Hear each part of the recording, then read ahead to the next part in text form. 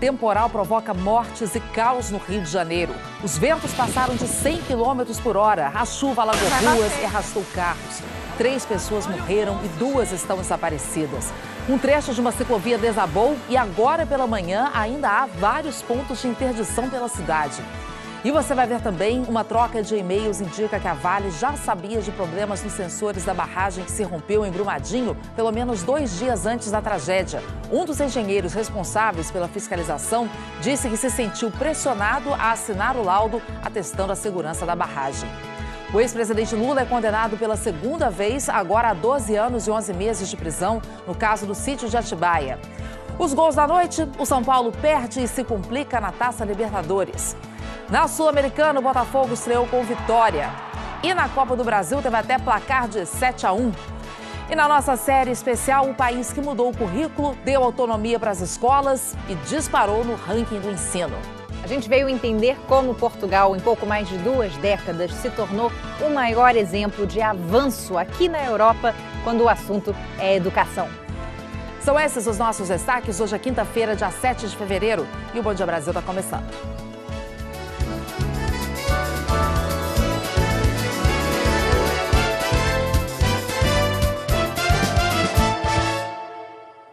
Um temporal com ventos de mais de 100 km por hora ontem à noite espalhou caos pelo Rio. A tempestade provocou inundações em vários bairros, derrubou árvores, destruiu parte de uma ciclovia e o pior, 3 pessoas morreram. Foi uma noite de desespero para muitos moradores da cidade. Não foi preciso muito tempo para a chuva provocar estragos enormes na cidade. A tempestade deixou moradores ilhados em vários bairros do Rio. Na favela da Rocinha, na Zona Sul, moradores se desesperaram quando um homem foi arrastado pela correnteza. Depois, uma postagem numa rede social esclareceu que o homem passava bem. Um carro da PM foi levado pela água na comunidade. Também na Rocinha, essa casa ficou inundada. A força da água formou uma cachoeira na janela. Este outro vídeo mostra a correnteza arrastando mais um carro. Essa van não conseguiu sair do lugar. Olha o moço, gente! Começou a chover no início da noite. Às 10h15, o Rio entrou em estágio de crise, o mais grave no monitoramento da prefeitura. Sirenes foram acionadas em 2 comunidades. Ao vivo, no Jornal da Globo, o prefeito Marcelo Crivella pediu que ninguém saísse de casa. Foram surpreendidos os próprios meteorologistas, porque a tempestade que vinha estava se dissipando. Mas havia atrás dela uma zona de alta pressão que ficou, vamos dizer assim, prensada na nossa floresta Tijuca e desabou na Zona Sul e no centro. Ônibus pararam de circular. Tudo parado, não tem jeito. Tá vindo água aí no degrau do ônibus aí, tá muito complicado. Muito complicado para chegar em casa. Muito complicado mesmo. E motoristas ficaram ilhados. A rua cedeu, o carro caiu dentro do buraco. Se não tiver ajuda para levantar o carro, eu vou ficar aqui até, sei lá, Deus como sabe como. Na Avenida Niemeyer, altura do Morro do Vidigal, em São Conrado, na Zona Sul, 2 ônibus foram atingidos por um deslizamento de terra. Uma árvore caiu em cima de um deles, como mostram essas imagens. A gente está aqui na Niemeyer, acabou de cair uma árvore aqui no ônibus. Vai pro canto do ônibus todo mundo, por favor. Perto dali, esse hotel de uma rede internacional alagou.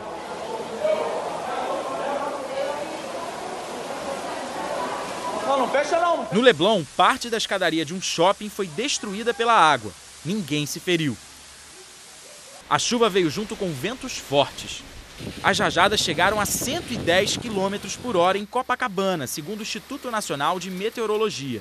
O secretário estadual da Defesa Civil, Roberto Robadey, afirmou que as equipes de bombeiro foram para as ruas atender os chamados e que o volume de chuva foi bem acima do esperado. Os pluviômetros registraram 138 milímetros em alguns lugares, o que é mais do que a chuva esperada para todo o mês de fevereiro. Em 4 horas, choveu a chuva de um mês inteiro e que não há como essa água fluir naturalmente também num tempo ágil. Mais de 60 árvores caíram em várias áreas da cidade. Na comunidade Santa Marta, em Botafogo, a água invadiu as casas. Água entrando pela casa inteira por causa da vala.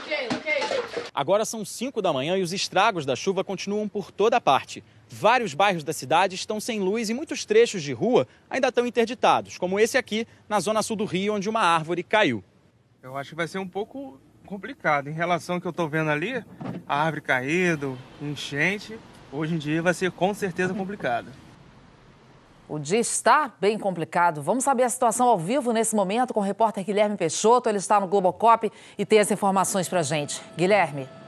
Oi, Ana, bom dia para você, um bom dia a todos. É uma quinta-feira que começa muito difícil aqui no Rio de Janeiro. São várias ruas ainda interditadas por causa de deslizamentos e quedas de árvores. O Globocop está sobrevoando nesse momento a zona oeste da cidade. Você vai ver imagens lá de baixo que mostram a delegacia do bairro. Essa é a 16ª DP na Barra da Tijuca. Uma grande enxurrada ontem aqui à tarde, aliás à noite, olha só, empurrou os carros. Eles estão ali no canto, batidos, ainda há muita lama por aqui. A água chegou a cobrir inclusive alguns carros da polícia. E aí a enxurrada foi tão forte que veja só onde foi parar um desses carros. Dentro do canal aqui na zona oeste da cidade. Os motoristas que estão saindo de casa nesse momento enfrentam ainda muita dificuldade. A autoestrada, uma das vias mais movimentadas de ligação entre as zonas oeste e sul do Rio, está com um longo engarrafamento e a Avenida Niemeyer está fechada porque foram vários deslizamentos ao longo da noite, Ana. Exatamente, Guilherme. É para lá que a gente vai, para esse outro ponto da Avenida Niemeyer, onde a Prefeitura procura por passageiros de um ônibus que ainda estão desaparecidos. A Beth Luquez está lá, na Niemeyer, que é na zona sul da cidade, e tem as informações para a gente. Beth.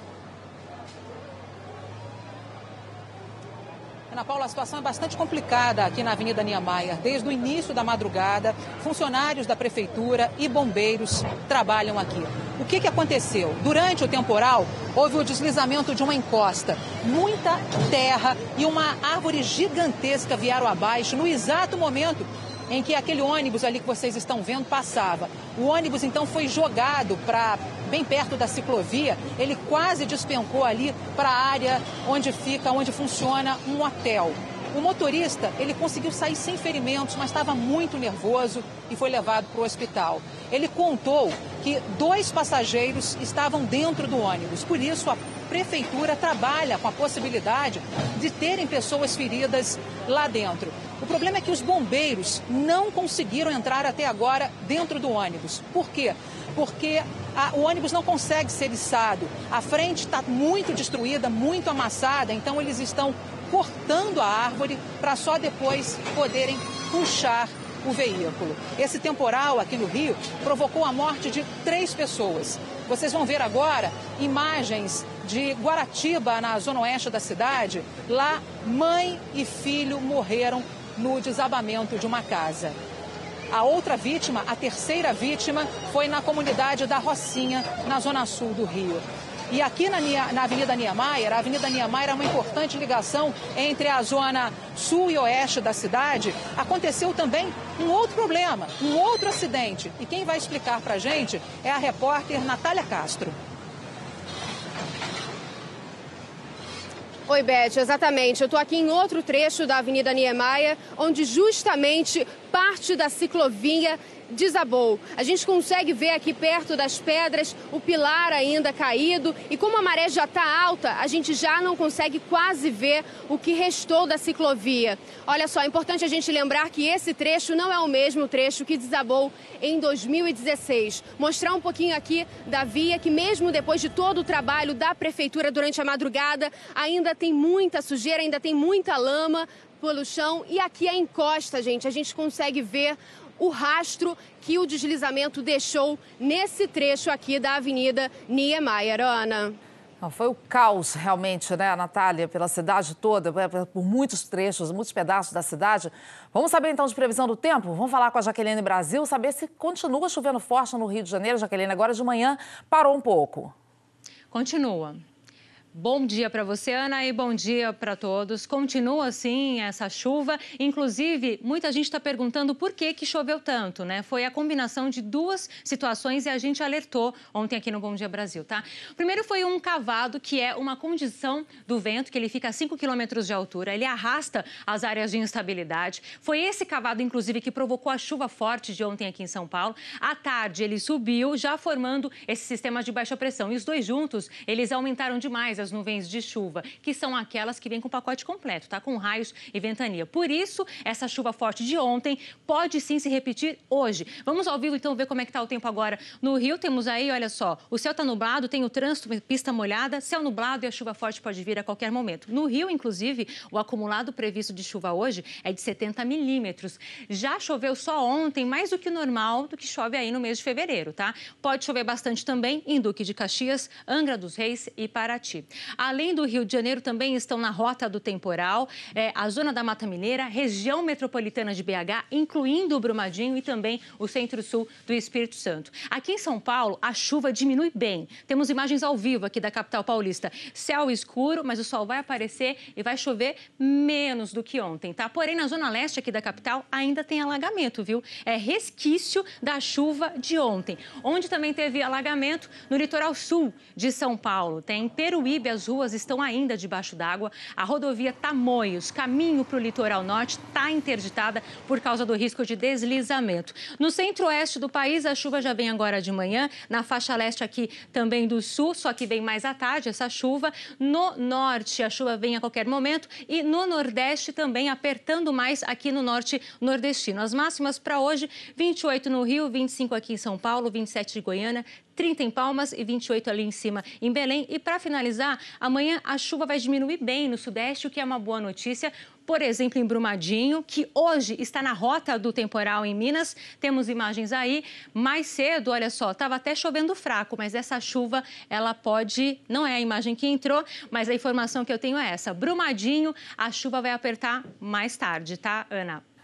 Ai, triste notícia então também, né, Jaqueline? Você sabe da dificuldade que o pessoal já tem lá com o trabalho de buscas. Ainda nessa edição a gente traz outras informações sobre a chuva no Rio, mas agora vamos então falar da situação de Brumadinho.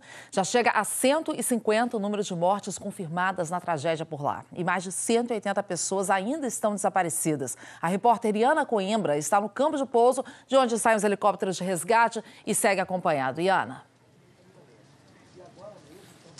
Ana Paula, Jaqueline acabou de falar da chuva aqui em Brumadinho. Pois é, está chovendo, é uma chuvinha fina, mas durante toda essa manhã vai intercalando. Alguns momentos mais forte, depois dá uma suavizada e por causa disso, então, não tem nenhuma aeronave pousada aqui, nenhum helicóptero deve decolar por causa da visibilidade. Tem muita neblina aqui na região. Bom, 150 mortos até agora, mas 182 pessoas continuam desaparecidas. Por isso, hoje as buscas são retomadas, mesmo com esse tempo instável. As primeiras equipes saíram daqui por volta das 7 horas da manhã. As buscas vão ser concentradas na área administrativa da Vale e também na área onde ficava a pousada. São 429 bombeiros distribuídos em 38 equipes. E hoje eles estão usando um equipamento diferente, que é um localizador pessoal, que vai marcar o número de passos que eles dão, mostrar exatamente onde eles estão. Se eles precisarem de socorro, eles podem apertar esse equipamento também, por causa de toda essa instabilidade, porque a lama que estava ficando mais firme, por causa dessa chuva, ela começa a ficar agora mais líquida de novo. Sobre os engenheiros que foram presos, 3 da Vale e 2 de 2 empresas que atestavam a segurança e a estabilidade da barragem, é importante dizer que eles ainda estão presos aqui.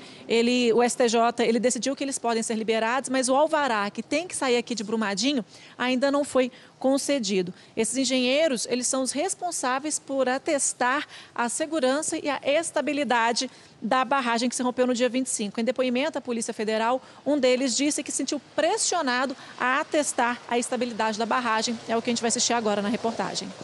Esse vídeo, feito depois da tragédia e anexado às investigações, mostra que havia uma tubulação para bombear água que estava acumulada em cima da barragem. Os canos aparecem apoiados em tambores, que fariam o papel de boias. Este consultor em geotecnia afirma que a preocupação com o afundamento dos canos indicaria a instabilidade da estrutura. Se tem boia é porque tem água. A barragem, com excesso de água, ela transforma o rejeito que já está no estado solidificado, bem adensado, em um rejeito líquido, né? E aí acontece aquele processo de liquefação. E essa liquefação, ela tira a estabilidade do maciço. A repórter Andréia Sadi e o produtor Marcelo Parreira, da TV Globo, tiveram acesso aos depoimentos prestados à Polícia Federal pelos engenheiros André Yasuda e Makoto Namba, da empresa alemã TÜV Süd, contratada pela Vale para fazer a inspeção na barragem em Brumadinho. No depoimento, Makoto Namba afirmou que sabia da existência de uma nascente a montante, ou seja, acima do reservatório da barragem, e que a água excedente desta nascente corria para dentro da barragem. Disse também que em julho de 2018 foi construída uma barreira e colocada tubulação na nascente para desviar a água do reservatório. Ele contou que em setembro passado, quando fez a inspeção na barragem, solicitou para a Vale construir um SUMP, uma bacia de contenção para que o excedente que extravasasse a barreira e a tubulação colocada na nascente ficasse represado nesse local e bombeado. Makoto Namba disse ainda que se sentiu pressionado a assinar uma declaração atestando a estabilidade da barragem. Ele relatou que numa reunião, um funcionário da empresa chamado Alexandre Campanha perguntou a ele: a TÜV Süd vai assinar ou não a declaração de estabilidade? Makoto Namba disse ter respondido que a empresa assinaria o laudo se a Vale adotasse as recomendações indicadas na revisão de junho de 2018, mas assinou o documento. Segundo ele, apesar de ter dado esta resposta para Alexandre Campanha, sentiu a frase proferida pelo mesmo e descrita neste termo como uma maneira de pressionar ele, engenheiro, e a TÜV Süd a assinar a declaração de condição de estabilidade sob o risco de perderem o contrato. Durante o depoimento, o delegado leu e-mails trocados entre funcionários da Vale responsáveis pela barragem, da TÜV Süd e de uma terceira empresa. As mensagens foram trocadas entre os dias 23 e 24 de janeiro. A barragem se rompeu no dia 25. O delegado disse que o assunto das mensagens diz respeito a dados discrepantes obtidos através da leitura dos instrumentos automatizados no dia 10 de janeiro instalados na barragem, a que rompeu, bem como ao não funcionamento de 5 piezômetros, sensores que medem a pressão da água.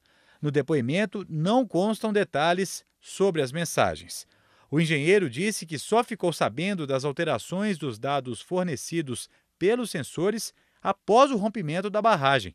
Perguntado sobre qual seria sua providência caso seu filho estivesse trabalhando no local da barragem, o engenheiro da TÜV Süd respondeu que após a confirmação das leituras, ligaria imediatamente para seu filho para que evacuasse do local, bem como que ligaria para o setor de emergência da Vale, responsável pelo acionamento do plano de emergência da barragem para as providências cabíveis.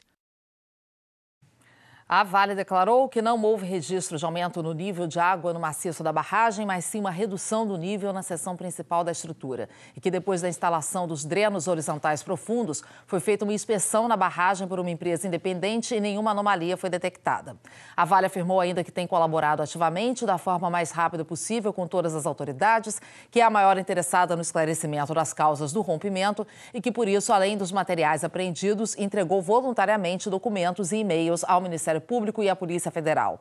A Vale também declarou que vai se abster de comentar particularidades das investigações para preservar a apuração dos fatos. A TÜV Süd disse em nota que contratou especialistas para conduzir uma investigação independente e que está colaborando com as autoridades. O ex-presidente Lula foi condenado novamente pela Justiça Federal no Paraná, desta vez na ação penal sobre o sítio de Atibaia. A juíza substituta Gabriela Hart condenou o ex-presidente Lula a 12 anos e 11 meses de prisão por corrupção e lavagem de dinheiro. Esta foi a segunda condenação de Lula na Lava Jato. A primeira, pelo caso do triplex do Guarujá, foi de 12 anos e 1 mês no julgamento de segunda instância. O ex-presidente cumpre pena em Curitiba desde abril do ano passado. De acordo com a juíza, no caso do sítio de Atibaia, Lula recebeu R$870 mil em propina da OAS e da Odebrecht por meio da reforma e decoração na propriedade. As obras começaram em 2010, no fim do segundo mandato de Lula, e terminaram em 2014. Na sentença, Gabriela Hart afirmou que Lula recebeu vantagem indevida em decorrência do cargo de presidente, de quem se exige um comportamento exemplar enquanto maior mandatário da República. A juíza considerou que Lula teve ciência das obras realizadas pela Odebrecht em seu benefício e da sua família, porque foi informado sobre o cronograma pelo empresário Emílio Odebrecht.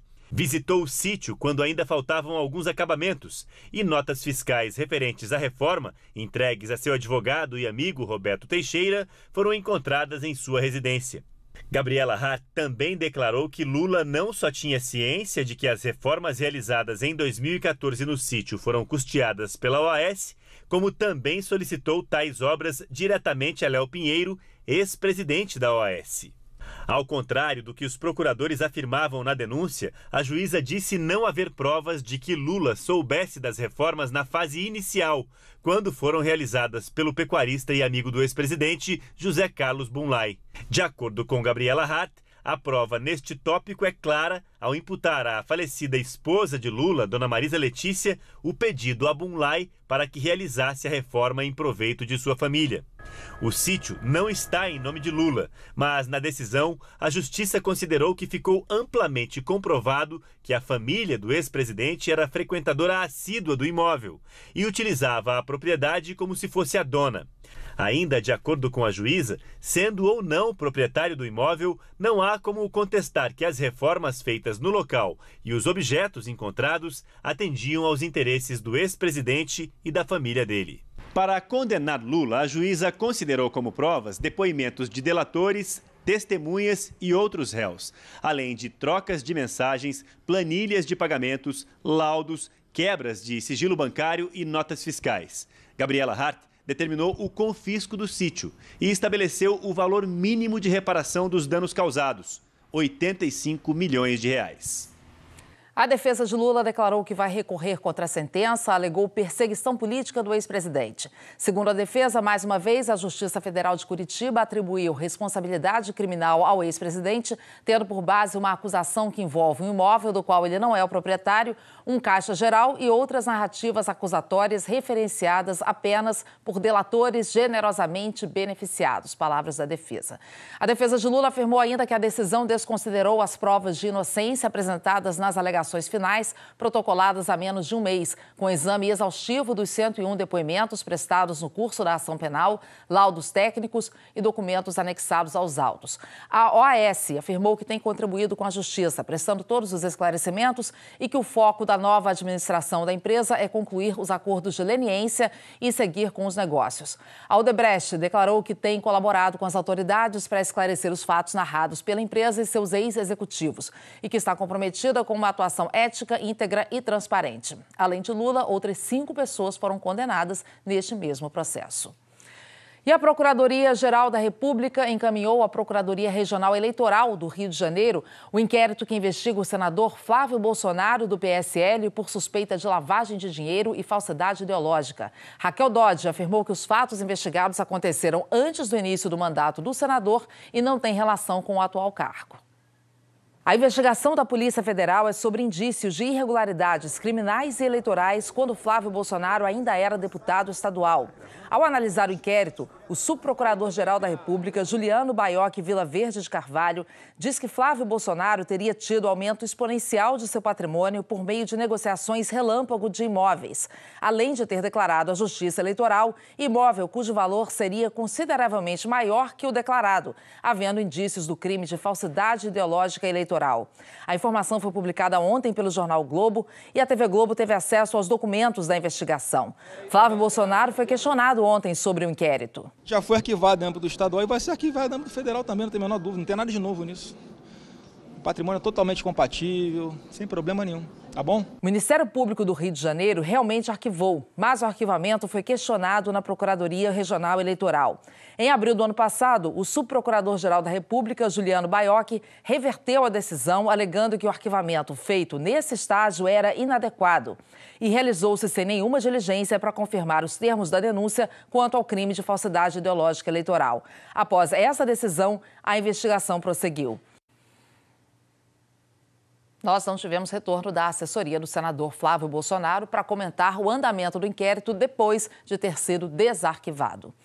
Vamos voltar agora a falar do temporal no Rio, que ainda causa muitos problemas na cidade. O repórter Guilherme Peixoto segue no Globocop e tem outras informações ao vivo aqui pra gente. Guilherme.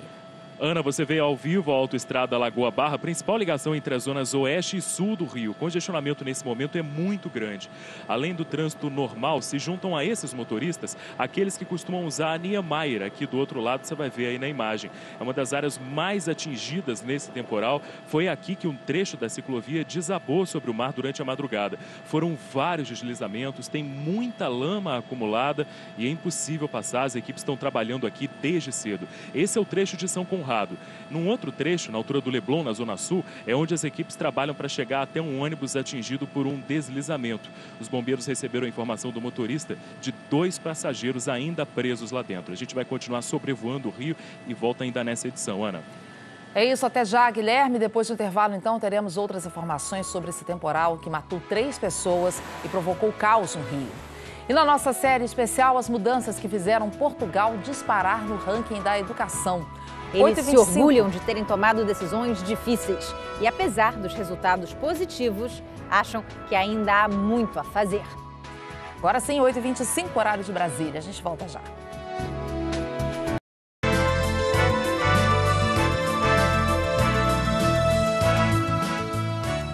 O Bom Dia Brasil está mostrando essa semana os segredos de países que conseguiram avançar e melhorar o ensino público. Na reportagem de hoje, a correspondente Cecília Malan mostra como Portugal saiu das últimas posições no ranking mundial da educação e traçou a maior trajetória de sucesso da Europa. O que mais gosto de fazer no jardim de infância é desenhos e fora do jardim de infância gosto de brincar em casa com o meu irmão e brinco no quarto dele, mas não no meu. Desde criança, Mariana estuda nesta mesma escola. Pequena em tamanho, mas com grandes conquistas. Nós aqui não somos números. Nós temos uma história, temos personalidade, temos um nome. A Escola Básica e Secundária de Maceira, na cidade de Leiria, região central de Portugal, subiu 194 posições e se tornou uma das melhores do ensino público daqui. Um salto de qualidade que lembra o do próprio país no ranking mundial da educação. E quais são os ingredientes desta fórmula de sucesso? Um deles é o apoio dos professores, bem formados e disponíveis. Não há nenhum outro país onde os professores mais adaptam o conteúdo da aula em função da necessidade dos alunos. Encontramos sempre aqui um ponto de ligação e um apoio que nós chamamos o colinho, que ao fim e ao cabo também faz falta. Mas não é pegar no colo e Não. É ensiná-los como se faz e a partir daí deixar experimentar. Eles têm que errar, nós temos que estar por trás a dizer onde é que falhou, mas sem dar a receita. O esforço pela educação une todo o país. Começou no ano 2000 e não foi obra de um único governo. Persistiu até durante a crise econômica do início da década, quando houve cortes nos salários dos professores e no repasse de dinheiro para as escolas. Investir em educação não é necessariamente colocar mais dinheiro na educação. Há países, como é o caso de muitos países da América Latina, em que mais investimento na educação é necessário para atingir um determinado patamar mínimo, e há países, nomeadamente os países europeus, em que essencialmente as coisas dependem de como se trabalhar a educação. E o que nós fizemos foi concentrar-nos no essencial. O que é o essencial de onde tudo parte? É o currículo. Se nós tivermos um bom currículo, um currículo exigente, nós, a partir daí, conseguimos organizar-nos. O Brasil ainda não terminou esse processo. Tem até 2020 para definir o que se deve ensinar a cada etapa, cada ano na escola. Outro segredo português é deixar cada diretor decidir como ensinar o conteúdo básico. Uma flexibilidade que permitiu muita inovação. Adelino Calado é o diretor da escola de Carcavelos, na cidade de Cascais, perto de Lisboa. Quando chegou a 16 anos, se deparou com muitos problemas. Indisciplina, drogas, metade dos alunos repetia todo ano. Mais de 90% dos problemas disciplinares eram com alunos retidos, com alunos que tinham chumbado no ano anterior. Chumbar é o jeito português de dizer repetir e é realmente um peso para o país inteiro. Portugal tem uma taxa de repetência quase tão grande quanto a brasileira. Só o vosso estudo. Mas a escola de Carcavelos conseguiu reduzir drasticamente esse índice e virou um exemplo para o resto do país. Como é que eu vou saber o que é que o aluno não aprendeu? Aquilo que tradicionalmente se faz é testes. Aquilo que nós fazemos é conteúdo a conteúdo, aprendizagem a aprendizagem, tem que haver uma avaliação. Conseguir definir muito cedo, precocemente, quais são as dificuldades de aprendizagem e atuar sobre elas. E focar nelas.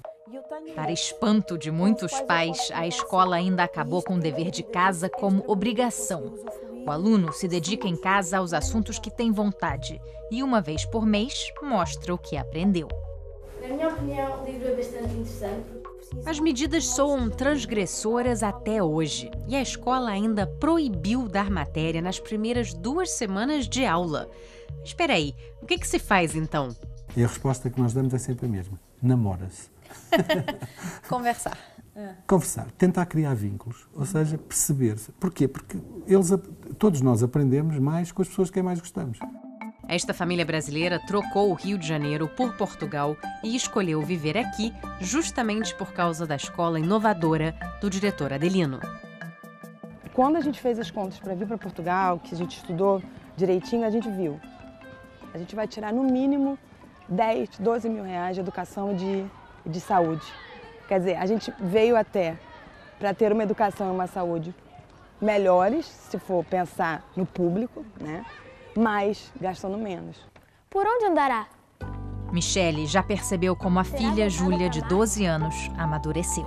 No momento em que ela ganhou mais liberdade, em que ela também ganhou mais responsabilidade, porque ela é responsável pelo estudo dela, pela forma de estudar, pelas entregas, já que nada é obrigatório, eu acho que isso trouxe para ela um empoderamento. Tipo, agora eu vou fazer o que eu for preciso. Muita coisa me chamou a atenção aqui na escola de Carcavelos. A autonomia oferecida aos alunos, por exemplo. Não tem toque de campainha para marcar o início das aulas e celular é permitido nas salas, para acessar a internet e fotografar o quadro. Agora, quem abusa dessa confiança é suspenso imediatamente, não tem desculpas. O resultado é um ambiente maduro, onde reina o bom senso e o respeito. Mas também não falta espaço para a diversão. Em Portugal e em qualquer lugar, criança feliz aprende mais e melhor.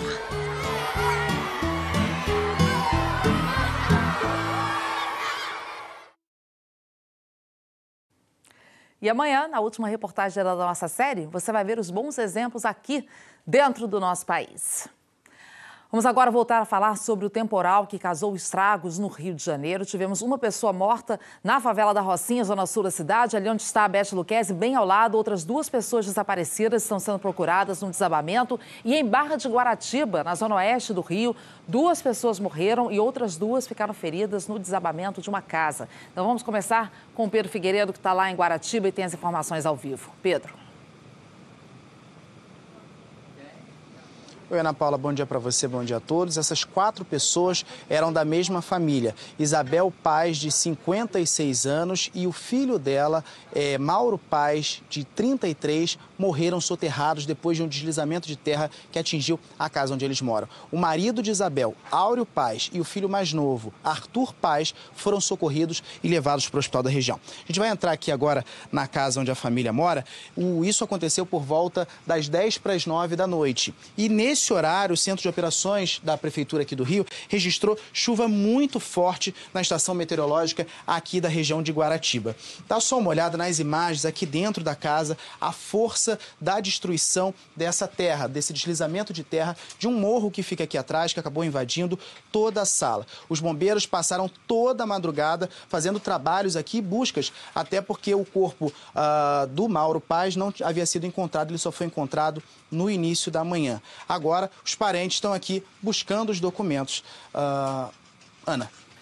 Tragédia, Pedro. Obrigada. E a Beth Lucchesi está, então, na Avenida Niemeyer, zona sul da cidade, onde teve aquele desabamento ali atrás dela, que atingiu um ônibus. Passageiros desse ônibus estão sendo procurados. Beth, aqui de volta com outras informações. Como é que estão os trabalhos aí, Beth? Ana Paula, a gente segue acompanhando, então, os trabalhos dos bombeiros e de funcionários da Prefeitura. É um trabalho muito difícil, porque porque o ônibus ele foi atingido por muita terra e também por uma árvore gigantesca. Eles estão tendo que cortar, então, essa árvore primeiro para só depois conseguir puxar o ônibus. O motorista do ônibus, ele conseguiu sair sem ferimentos, foi levado para o hospital muito nervoso e no hospital ele disse que 2 passageiros estavam dentro do ônibus, por isso a prefeitura, os técnicos aí da Defesa Civil trabalham com a possibilidade de realmente 2 pessoas estarem dentro do ônibus, só que os bombeiros não conseguiram entrar ainda dentro do veículo porque o ônibus, eu volto a dizer, está muito amassado. Ana Paula, a gente segue aqui acompanhando então esse trabalho. É isso, Beth. Já já você volta com outras informações pra gente. Intervalo agora rapidinho. Você vai ver também daqui a pouco que a Venezuela fechou a fronteira com a Colômbia para barrar a entrada de comida e remédios enviados pelos Estados Unidos. E equipes de resgate retiram um corpo do avião que caiu com o jogador argentino Emiliano Sala. 8h37 agora, horário de Brasília. A gente volta já.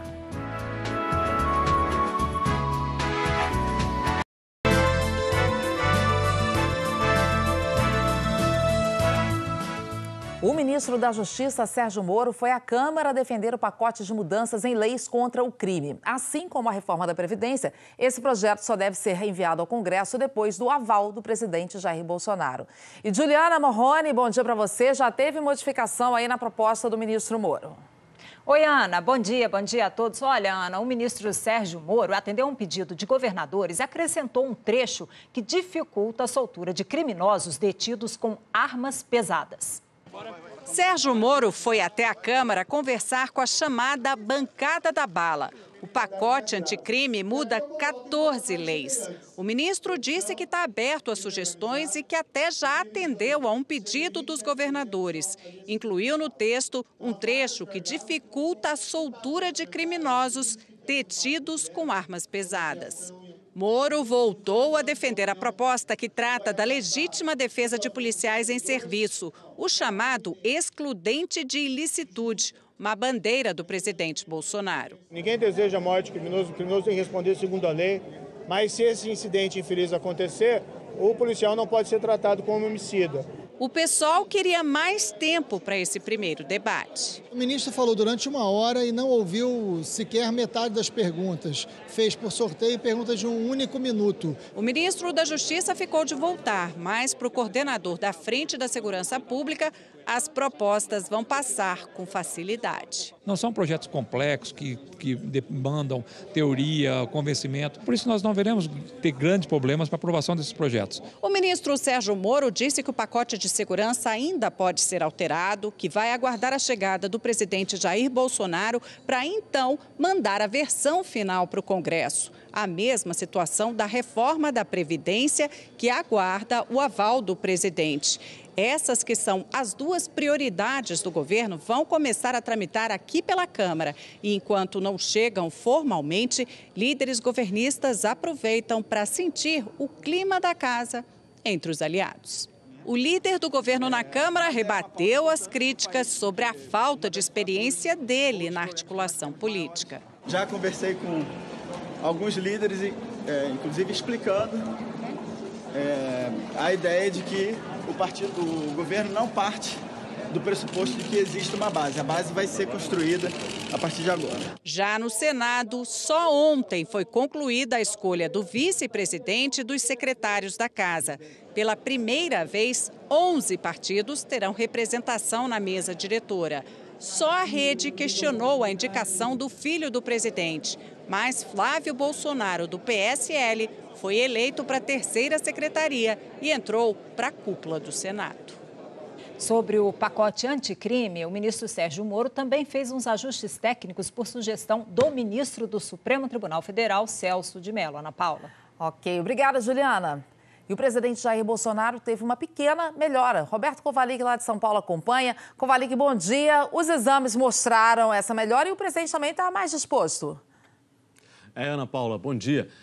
O presidente voltou a caminhar no corredor do hospital e já disse que quer fazer fisioterapia usando a bicicleta ergométrica. Vamos ver na reportagem.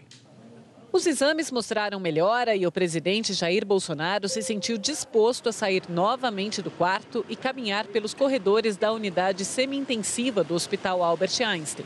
Entre esses movimentos, em alguns momentos ele teve que sentar-se, mas retomou. E agora, quando eu estava vindo ao encontro de vocês, ele já expressou o desejo de continuar na fisioterapia, agora com a bicicleta ergométrica. Segundo o último boletim médico, o presidente evolui com quadro clínico estável, sem dor ou febre, com melhora dos exames laboratoriais e de imagem. Permanece com sonda nasogástrica, dreno no abdômen e antibióticos. O presidente Jair Bolsonaro continua tomando pequenas quantidades de água e é alimentado por nutrientes injetados com o soro.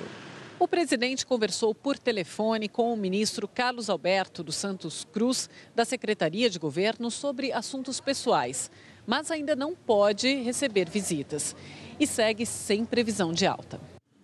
A agenda de hoje da presidência foi divulgada agora há pouco e confirma a previsão. Jair Bolsonaro não tem nenhum compromisso oficial nesta quinta-feira. Ana Paula.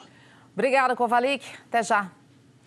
Um grupo de países europeus e latino-americanos se reúne hoje no Uruguai para tentar achar uma solução pacífica para a grave crise política, social e econômica da Venezuela.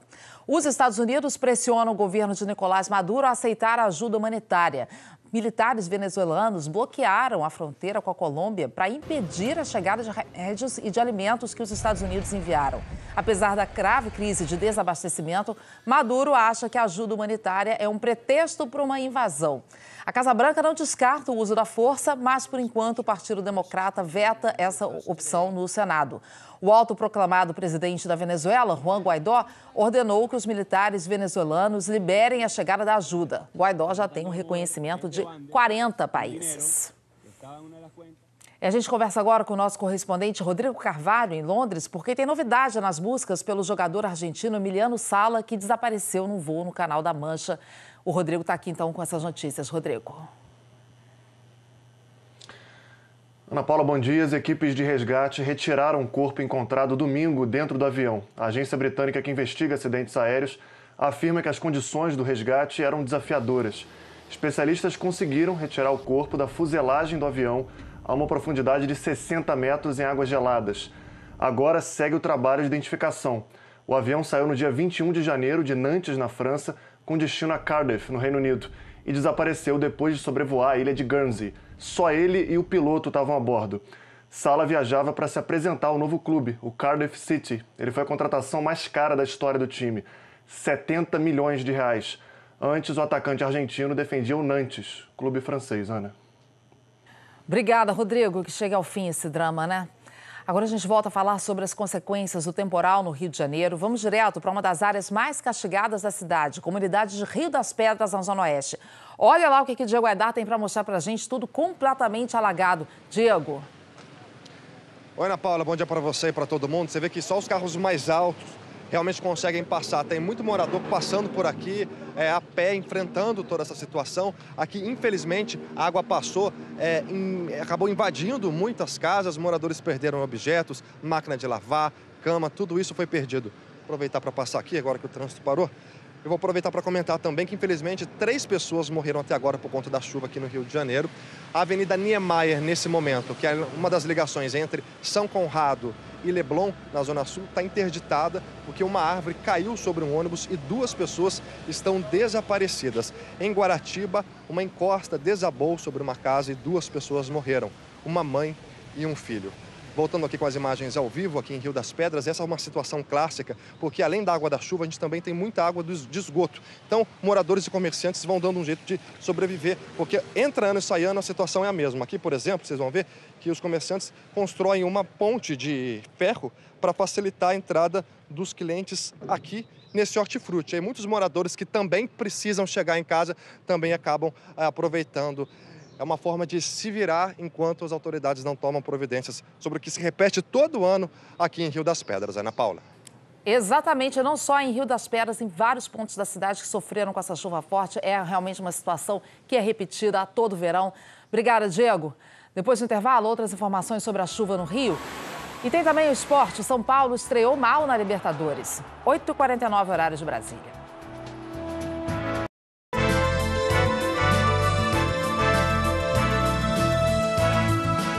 Estamos de volta agora com o esporte. Cris Dias, São Paulo. Bom dia. São Paulo estreou na Libertadores, mas não foi bem, não. Não foi nada bem. Estão dizendo por aí, inclusive, que o Talheres jantou São Paulo, viu? O time paulista não conseguiu se impor contra o Talheres da Argentina. Vamos ver então aí o jogo em Córdoba, na Argentina. O Juan Ramírez acertou um belo chute de fora da área para abrir o placar. 1-0 aí para o Talheres. E depois da tabelinha, o Pochettino chutou forte para fechar o jogo. Talheres 2, São Paulo 0, mas calma, viu? O jogo de volta é em São Paulo na semana que vem. Ainda tem como reverter essa situação. Bom, vamos de Copa do Brasil contra o Altos do Piauí. O Santos começou levando um susto, mas depois passeou e passeou bonito, viu? Tá aí, ó, jogo em Teresina. O Luizão deu um toquinho na bola para fazer o primeiro do jogo. Altos 1-0, mas parou só nisso, viu? Depois só deu Santos. Olha só, Luiz Felipe de cabeça empatou. Aí o Derlis Gonzalez aproveitou o cruzamento para ampliar 2-1 para o Santos. O Alisson deu um toquinho e fez o terceiro do Santos. Aí o Carlos Sanches de cobertura ampliou 4-1 Santos. Eu tô falando todos pra gente não perder as contas, tá? Mais um do Carlos Sanches aí, isso tudo só no primeiro tempo, tá, Ana? 5-1. Aí voltou o jogo, o Soteldo fez o sexto por cobertura, belo gol. E o Diego Pituca fechou o placar, aquele placar que a gente não gosta de lembrar, que a gente arrepia, né? 7-1 pro Santos, placar final. Muito bem, o Vasco passou um sufoco contra o Juazeirense na Bahia, mas avançou para a próxima fase. Vamos ver como é que foi, então. Depois do chute do Maxi Lopes, a bola sobrou para o Ian Sassi fazer o primeiro gol do jogo. E aí o Gustavo Balotelli trombou e chutou para empatar, tudo igual. O Nino Guerreiro de pênalti virou o jogo. E com esse resultado, o Juazeirense estava se classificando, mas o Maxi Lopes também de pênalti empatou, classificando o Vasco. Placar final 2-2. Nessas duas primeiras fases da Copa do Brasil, os times mais bem classificados no ranking da CBF têm a vantagem do empate. Assim, o Ceará também passou de fase. Vamos ver como é que foi então. Enfrentou o Central em Pernambuco, saiu na frente. Felipe Jonathan chutou cruzado para abrir o placar. E na jogadinha ensaiada aí, o Bruno Oliveira chegou conferindo para empatar. Mas o Ceará conseguiu a vaga na segunda fase, como a gente tinha falado. Bom, o CSA também tinha vantagem do empate no jogo contra o Misto do Mato Grosso, mas perdeu com esse gol do William Amendoim. Tá aí, William Amendoim, Misto 1-0. E pela Copa Sul-Americana, o Botafogo venceu o Defensa e Justiça da Argentina. Vamos ver, tá aí, o Eric recebeu na frente, driblou e soltou-lhe uma bomba. Botafogo 1-0, jogo de volta no próximo dia 20. E ontem também a gente teve campeonatos estaduais. Vamos começar então o Campeonato Baiano, Atlético de Alagoinhas e Bahia. O João Neto cobrou pênalti e fez o primeiro para o Atlético.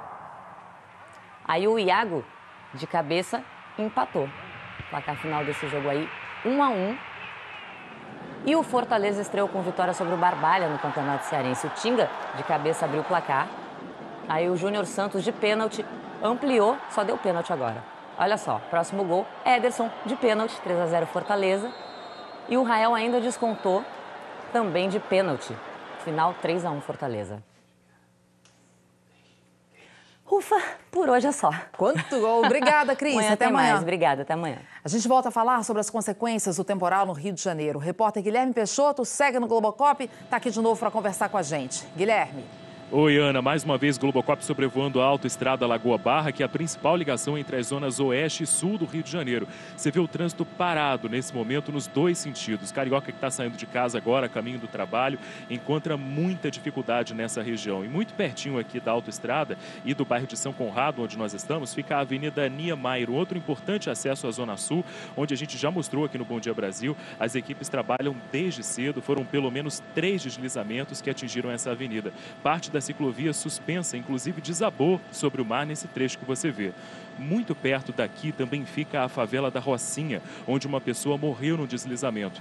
E mais 2 mortes foram registradas na zona oeste do Rio, no bairro de Guaratiba.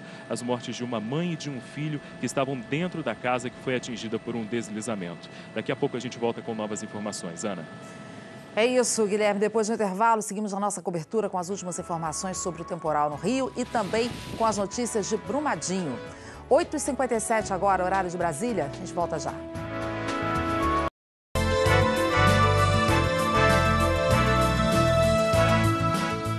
Voltamos a falar da tragédia em Brumadinho. Devem ser soltos ainda hoje os funcionários da Vale e os engenheiros contratados pela mineradora, presos depois do rompimento da barragem da Vale. Lembrando, que o Superior Tribunal de Justiça decidiu anteontem pela soltura deles, mas até agora os engenheiros não deixaram a prisão. Então estou vindo para cá falar com o Sérgio Marques, que está hoje de novo lá em frente ao presídio, hoje na chuva, e tem as informações. Oi, Sérgio.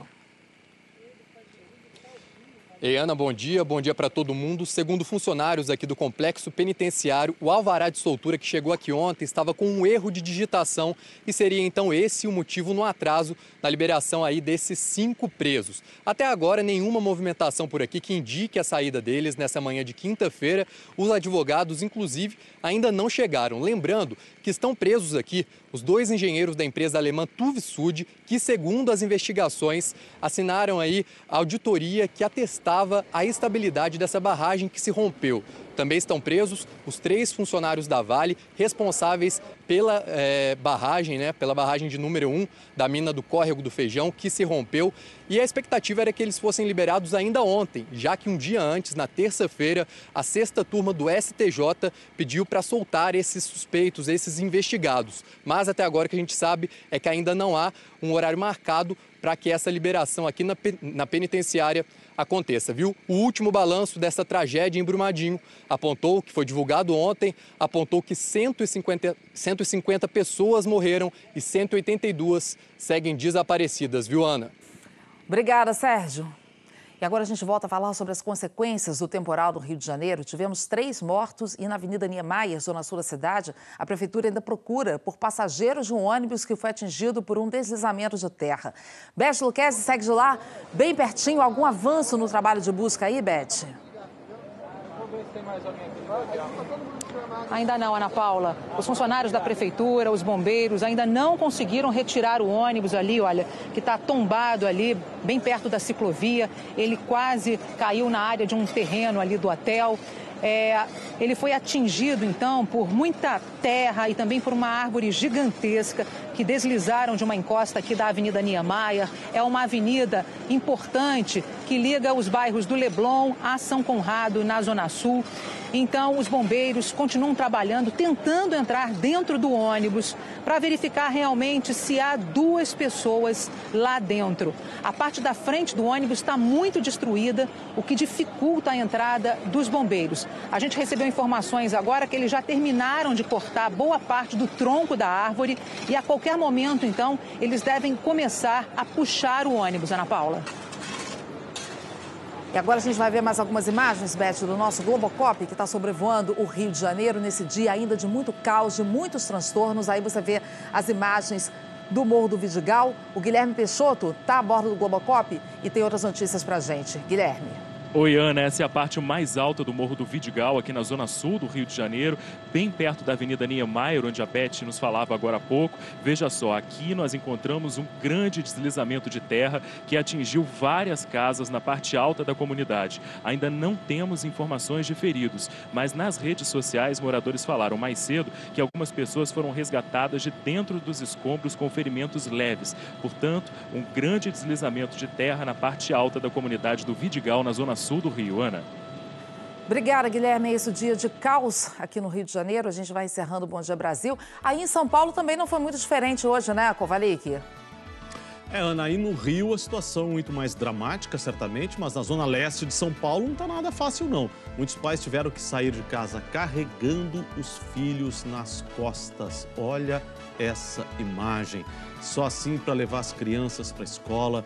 Que situação, aquelas mães carregando as crianças no meio daquela água suja do que vem do rio Tietê. Várias ruas do bairro Itaim Paulista estão alagadas desde segunda-feira. Em vários pontos, nem os carros conseguem passar. Diante dessas situações dramáticas, é difícil dizer um bom dia, mas a gente tenta e que esta quinta-feira não seja mais leve. Bom dia, Ana. Pois é, Kovalik, aqui em Brasília, a gente está seguindo uma tendência aí de vários países, várias capitais do Brasil, de redução de plástico no meio ambiente. A partir de hoje, aqui também estão proibidos os canudos e copos de plástico no comércio. Eu já faço meu dever de casa, trago sempre uma garrafinha de vidro aqui para o trabalho e aqui escondida fica sempre a minha xícara de café. E assim, eu desejo a você um bom dia.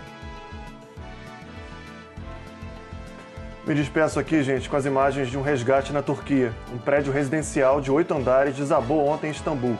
Pelo menos 3 pessoas morreram, 12 ficaram feridas, mas agora há pouco os bombeiros conseguiram resgatar com vida uma menininha de 5 anos.